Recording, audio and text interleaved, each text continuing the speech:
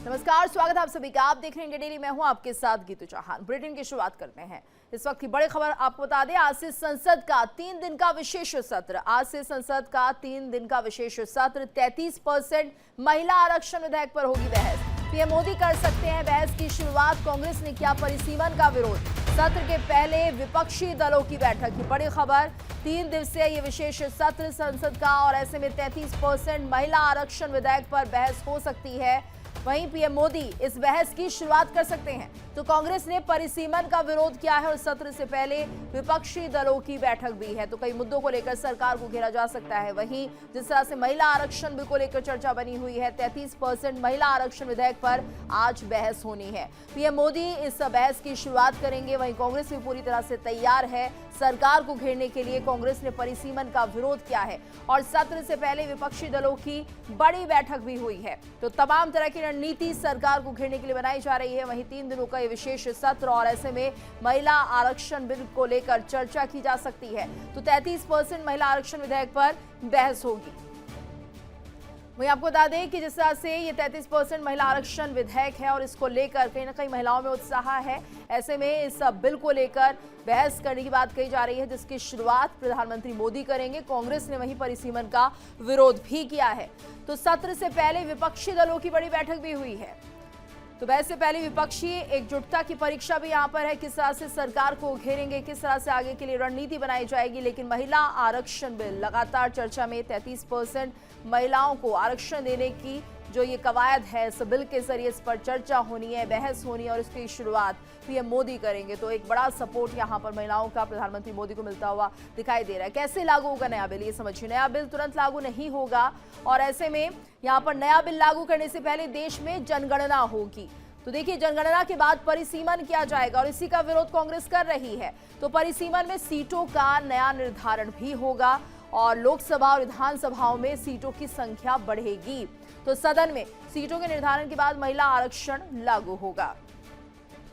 और वहीं आपको बता दें, महिला आरक्षण विधेयक पर पीएम मोदी का पोस्ट भी सामने आया है। बड़ी खबर, महिला आरक्षण को लेकर पीएम मोदी का पोस्ट। महिला सशक्तिकरण की दिशा में एक ऐतिहासिक कदम। ऐतिहासिक कदम ये माना जा रहा है, और इस ऐतिहासिक कदम को उठाने के लिए पूरी तरह से तैयार है पीएम मोदी का ये पोस्ट, जिसमें उन्होंने लिखा है, हमारी माताओं और बहनों का सम्मान ही राष्ट्र का सम्मान है। इसी भावना के साथ हम पूरी दृढ़ता से आगे बढ़ रहे हैं। तो आज से संसद का 3 दिन का विशेष सत्र, और ऐसे में पीएम मोदी पोस्ट कर रहे हैं महिला आरक्षण विधेयक को लेकर, जिसमें वो सीधे तौर पर कह रहे हैं किस तरह से महिलाओं का सहयोग उन्हें मिल रहा है। और ऐसे में बहस से पहले विपक्षी एकजुटता भी दिखाई दे रही है। और इस वक्त हमारे साथ मेहमान भी जुड़ चुके हैं। हमारे साथ हमारे ब्यूरो हेड सुशील तिवारी भी बने हुए हैं। तो हमारे साथ इस वक्त कांग्रेस की प्रवक्ता अस्मा तस्लीम जी जुड़ी हुई हैं, साथ ही बीजेपी की प्रवक्ता राधिका भट्टाचार्य अब से कुछ देर में हमारे साथ जुड़ेंगी। तो अपनी इस चर्चा को हम शुरू भी करना चाहते हैं, लेकिन पहले रुक कर लेते हैं हम यहाँ पर अस्मा तस्लीम जी का। अस्मा जी, आपका बहुत बहुत स्वागत है इंडिया डेली पर। और ऐसे में समझना चाहेंगे, महिलाओं के लिए जो बिल लाया जा रहा है, कितना बेहतर और कितना अच्छा बिल आप इसे मानती है महिलाओं के लिए? हाय गीतू जी, हेलो टू ऑल माय को-पैनलिस्ट। मैं ये शुरुआत इससे कहना चाहूंगी कि ये बिल ऑलरेडी 103 अमेंडमेंट जो है ना, ऑलरेडी 2023 में पास हो चुका है। यूनानिमसली सारे पार्टीज ने इसको वेलकम किया है। So all the opposition parties unanimously supported the bill. तो ये बिल तो already women reservation bill pass हो चुका है, तो मोदी बीजेपी गवर्नमेंट कभी भी इसको इम्प्लीमेंट कर सकती थी। बट ये लोग 30 महीने 30 मंथ्स का गैप लेके अब अचानक ये जो इलेक्शंस के बीच में, तमिलनाडु और वेस्ट बंगाल के इलेक्शंस के बीच में से उठकर violating the model code of conduct, आप लोग अचानक से ये बिल को अब इम्प्लीमेंट करना चाहते हैं। And then the problem is not at all with the women reservation bill, वो तो ऑलरेडी पास हो चुका है, अभी तो इम्प्लीमेंट करने की देरी है। बट आप इसको डिलिमिटेशन एक्सरसाइज के साथ जो लिंक कर रहे हैं, हमें उससे इश्यू है। ये जो डिलिमिटेशन एक्सरसाइज जो एंटी कॉन्स्टिट्यूशनल है, एंटी डेमोक्रेटिक है, और वो कंप्लीटली फ्लॉड है। मतलब ये एक तरीके से इसका कोई साइंटिफिक बैकअप नहीं है, इसका कोई कंसल्टेशन नहीं हुआ है, इसका कोई मतलब स्टेक होल्डर से ना कंसल्टेशन हुआ है, ना कोई साइंटिफिक बैकअप है। आप किसके बेसिस पे ये डिलिमिटेशन एक्सरसाइज करना चाहते हैं? फर्स्ट थिंग इज दैट हमें इस पे क्लैरिटी चाहिए। और आप वर्बल अश्योरेंस देते हैं कि 50% यूनिफॉर्म प्रोपोर्शन में सबको नॉर्थ और साउथ को सीट्स जाएंगे, बट आपने पेपर पे ये कुछ लिखा नहीं है, इसमें बिल में कहीं भी ये मेंशन नहीं है। इसका मतलब है कि ये बिल जो डिलिमिटेशन एक्सरसाइज है, इसकी वजह से नॉर्थ में ज्यादा रिप्रेजेंटेशन होगा, साउथ में कम रिप्रेजेंटेशन होगा। दैट मींस जो कॉन्सेंट्रेशन ऑफ पावर है वो नॉर्थ को ज्यादा जाएगी एंड साउथ को कम होगी घटाके। So we have the issue with the delimitation exercise, जो हमारा बोन ऑफ कॉन्टेंशन है। But when it comes to reservation, हम तो पहले ही ऑलरेडी आप पारित कर चुके हैं। सो आप दूसरी बार क्रेडिट लेना चाहते हो तो लीजिए, बट इम्प्लीमेंटेशन आप 1/3 जी 543 लोकसभा सीट्स पे तो अस्मा करिएगा। तस्लीम जी, आपत्ति कहाँ पर है? आपका मोटो कांग्रेस ये कहाँ है। पर इस बिल का विरोध करना चाह रही है और बहस के तहत ये बातें रखी जा सकती हैं? बिल का विरोध नहीं, बिल तो वुमेन रिजर्वेशन बिल तो ऑलरेडी पास हो चुका है 103 अमेंडमेंट के साथ। हम इम्प्लीमेंटेशन आप इम्प्लीमेंटेशन जो डिलिमिटेशन एक्सरसाइज के साथ ला रहे हैं, हमें उससे इशू है। आप 503 सीट्स के ऊपर जो करना चाहेंगे, 543 सीट्स के ऊपर 1/3 रिजर्वेशन देना चाह रहे, तो we will all support it. We have absolutely no issues if you want to proceed with the women reservation with the current number of Lok Sabha seats. आप क्यों लोकसभा सीट्स जब 850 होंगे तभी जाके वुमेन रिजर्वेशन देंगे? ये आप क्यों चाहते हैं? Why are you playing stubborn here? आप डिलिमिटेशन को डीलिंग कर दीजिए, आप अभी कर दीजिए। We have no issues with that. और ऐसा क्यों किया जा रहा है? आपको क्या लगता है कि यहाँ पर अगर 1/3 की एक सिचुएशन क्रिएट की जा रही है तो इसके पीछे की वजह क्या है?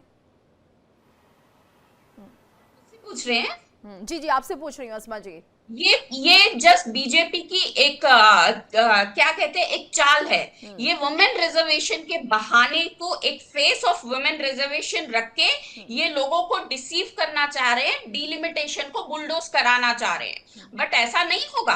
आप दो चीजों को सेपरेट रखिए। वुमेन रिजर्वेशन तो ऑलरेडी 2023 में पास हो चुका था। सो डिलिमिटेशन को आप बीच में, अब वुमेन रिजर्वेशन की आड़ में आप डिलिमिटेशन को भी पैसेज करवाना चाह रहे हैं, ये नहीं हो सकता। We are not supporting it. हम लोग ऑपोजिशन यूनानिमसली इसको अपोज करेगी और हम देखेंगे कि delimitation will be defeated in the parliament. जी ठीक है, हमारे साथ हमारे सहयोगी ब्यूरो हेड सुशील तिवारी जी भी जुड़ गए हैं। सुशील, देखिए जिस तरह से ये पूरा मामला इस वक्त गरमाया हुआ है, हालांकि इस बिल को काफी अच्छा माना जा रहा है, लेकिन वहीं जिस तरह से कांग्रेस कह रही है कि बिल तो पहले ही पेश हो चुका है, पास भी हो चुका है, ऐसे में दोबारा इसे लाने की क्या जरूरत? दूसरा ये कि जो टाइमिंग है उसका भी बेहद खास ख्याल रखा है, चुनाव का ये वक्त है और ऐसे में 3 दिन का जो ये सत्र चल रहा है, स्पेशल सत्र इसे हम कह सकते हैं, और ऐसे में इस बिल को पास करने की पूरी कोशिश, क्या कुछ लग रहा है सरकार की तरफ से, क्या प्लानिंग है?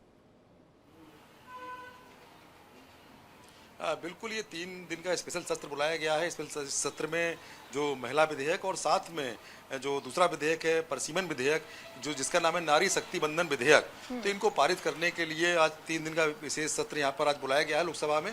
तो ये पूरा जो मामला है काफ़ी गरमाया हुआ है, क्योंकि नारी शक्ति बंधन विधेयक उसके लिए तो कांग्रेस तैयार है, लेकिन कहीं ना कहीं उसको जो परसीमन, जो 543 से सीटें अब 850 होंगी, उसको लेकर बहुत ही विरोध है कांग्रेस में। कांग्रेस कहना ये है कि जो साउथ इंडिया का जो तमाम जो राज्य पड़ते हैं साउथ इंडिया में, तो वो जो राज्य हैं कहीं ना कहीं उसमें जनसंख्या वृद्धि कार्यक्रम पर रोक लगाने के लिए, कहीं ना कहीं जनसंख्या को कम करने के लिए तमाम कार्यक्रम चलाए गए, उन लोगों ने उसका पालन किया, उससे उनकी जनसंख्या कम है और नॉर्दर्न इंडिया की जनसंख्या ज़्यादा है। तो ऐसे में कहीं ना कहीं जब जनसंख्या के आधार पे परसीमन होगा, तो जो विधानसभा है, लोकसभा है, उनका जो क्षेत्र है वो बदल जाएगा, उनका भूगोल गणित बदल जाएगा, उनका जो सीमाएं हैं बदल जाएंगी और जनसंख्या के आधार पर नॉर्दर्न इंडिया में ज़्यादा यहाँ के लोकसभा के सदस्य होंगे और साथ में विधानसभा के अंदर भी ज़्यादा सदस्य होंगे। तो उसी तरीके से अगर बात करें हम दक्षिण भारत की, तो दक्षिण भारत में वहाँ पर लोकसभा में प्रतिनिधित्व कहीं ना कहीं कम हो जाएगा, क्योंकि जनसंख्या वहाँ पर कम है, क्योंकि उन लोगों ने जनसंख्या नियंत्रण कार्यक्रम के तहत काफ़ी अच्छे वहाँ पर रिजल्ट्स दिए हैं। इसीलिए जो परिसीमन हुआ था 1973 में, उसमें 522 सीट से लेकर 543 सीट की गई थी, और 4 बार परिसीमन हुआ है, जो 1952, 1963, 1973 और उसके बाद 2002। तो लेकिन जो 1973 में सीटें बढ़ाई गई थी, लेकिन उसके बाद जब जनसंख्या नियंत्रण कार्यक्रम चला तो उस समय ये परिसीमन वाला मामला रोक दिया गया था। तो कहीं ना कहीं जो इस मामले को लेकर कांग्रेस, जो अन्य विपक्षी दल हैं, विरोध में खड़े हुए हैं, उनका कहना न्याय नहीं होगा। हम लोग महिला जो विधेयक है, नारी शक्ति बंधन विधेयक है, उसको हम लोग पहले से यहाँ कर रहे हैं, उसमें कोई दिक्कत नहीं है, लेकिन कहीं ना कहीं परिसीमन को लेकर विरोध हमारा जारी। बिल्कुल। और ऐसे में अगर नंबर्स की हम बात करें, क्योंकि सदन में कहा यह भी जा रहा है कि राज्यसभा में 18 तारीख को इसमें चर्चा की जाएगी, तो कुल मिलाकर बिल पास होने की कितनी उम्मीदें हैं? कांग्रेस क्योंकि यहाँ पर बहस में जिस तरह से कहा जा रहा है कि अपनी बातें रखेगी, और अगर ये बहस पूरी नहीं हो पाती, क्या कुछ माहौल बनता हुआ दिखाई देगा सुशील जी? देखिए, ऐसा है, इसमें आज नरेंद्र मोदी जी क्या है, आज सदन में आने की संभावना है, और वो आज पूरी बात रखेंगे, फिर कांग्रेस अपनी बात रखेगी, लगातार वहां पर बहस का दौर जारी होगा, क्योंकि ये संविधान जी, क्योंकि संविधान की जो संविधान में बदलाव है, संविधान में जब बदलाव होता है तो कम से कम 2/3 मेजोरिटी चाहिए। मतलब इस वक्त अगर देखा जाए 360 सदस्यों का पूरा वो इनको चाहिए। तो ऐसे में कहीं ना कहीं अमित शाह ने जब पिछली बार लोकसभा सत्र चल रहा था, उस दौरान तमाम जो विपक्षी दल से उनसे बात की थी, उनको समझाने का प्रयास किया था। तो ये जो पूरा अभी मामला है काफी गरमाया हुआ है, क्योंकि कांग्रेस और जो अन्य विपक्षी दल हैं वो चाहते हैं जो परिसीमन को लेके जो पूरा सिस्टम बनाया जा रहा है, लेकिन वहीं पर बीजेपी कहना यह है कि परिसीमन विधेयक के बाद हम इसको शेड्यूल करेंगे, बाकायदे इसमें हर राज्य में 50% जो सदस्य हैं वो बढ़ाएंगे। तो कहीं ना कहीं ये जो उसका खंडन किया उन्होंने, जो कांग्रेस सोच रही है, अन्य विपक्षी दल सोच रहे हैं, वो वैसा नहीं होगा कि इसमें हम 50% संख्या बढ़ाएंगे। तो कहीं ना कहीं ये बीजेपी कहना है, तो इसको लेके जरूर विवाद है, लेकिन इतना जरूर है, ये आज जो विधेयक पारित करने के लिए जो 3 दिन का सत्र बुलाया है, इसमें तमाम तरह का हंगामा भी होने वाला है। तो ऐसे में आज मोदी जी आप बात की शुरुआत करेंगे, उसके बाद तमाम सदस्य बोलेंगे, विपक्ष बोलेगा, और कल हो सकता है अमित शाह उसका जवाब दें।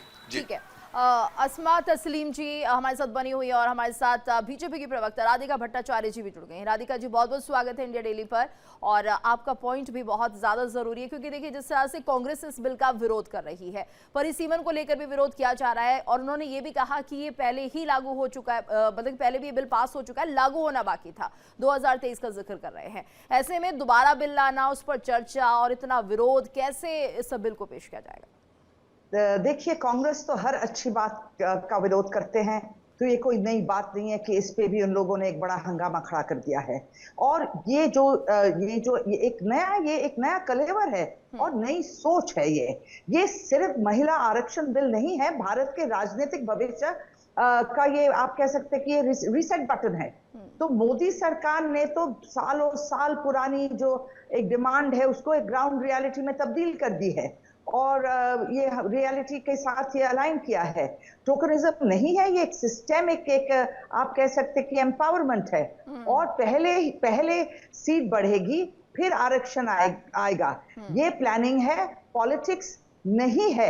और डिलिमिटेशन के बाद हम सबको पता है कि लोकसभा सीट बढ़ेंगी, तब 33% जो रिजर्वेशन है वो इंप्लीमेंट होगा।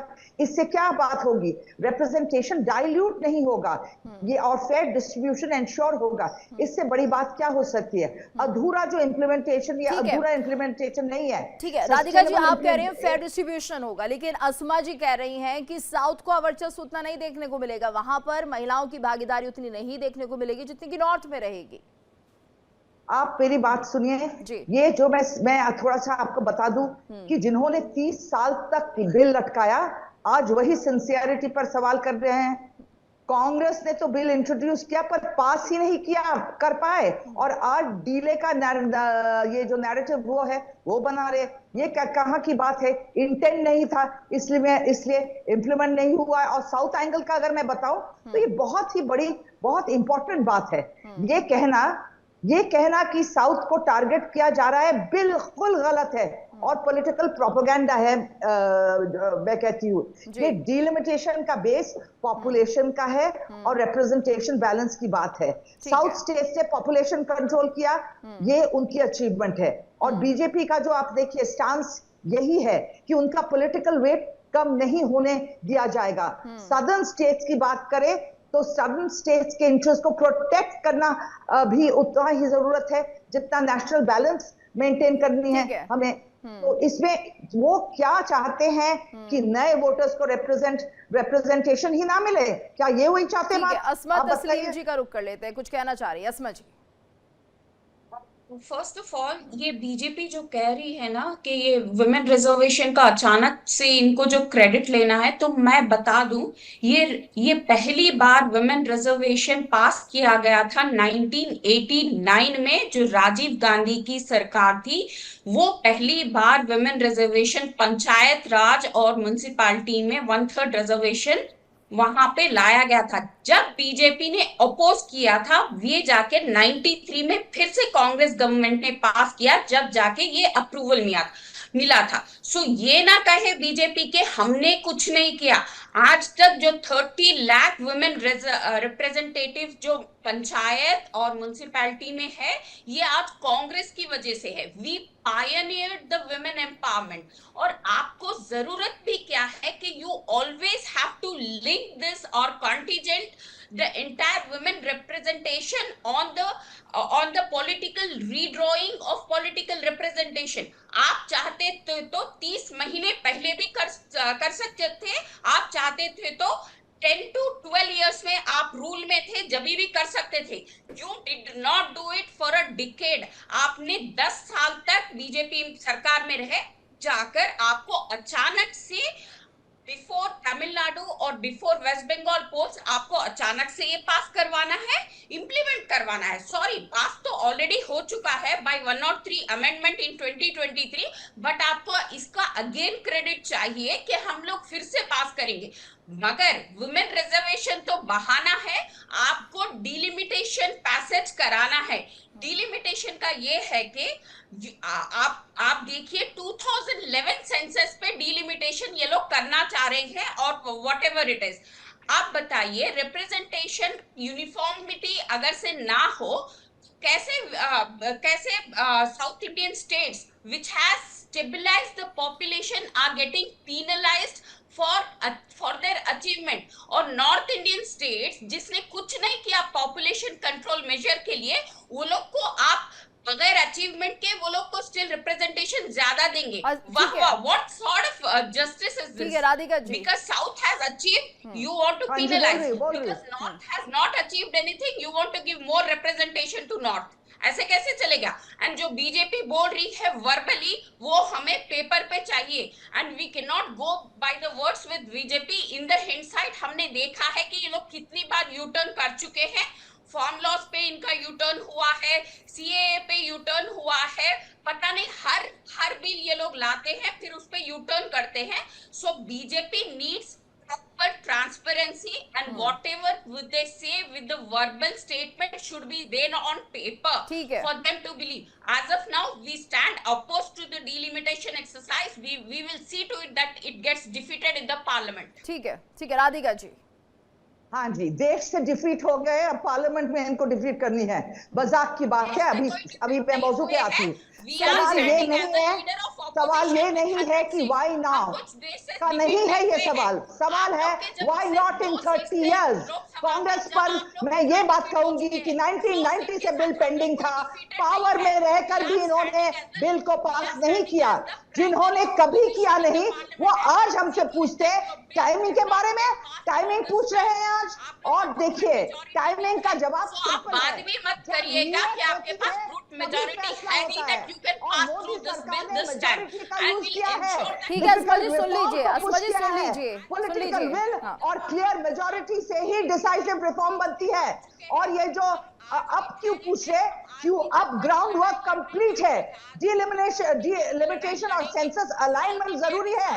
और अगर पहले लाते, अगर कांग्रेस के पास इसको ये अगर पहले आती तो लिमिटेशन फ्लॉड होता, सीट डिस्ट्रीब्यूशन अनफेयर होता।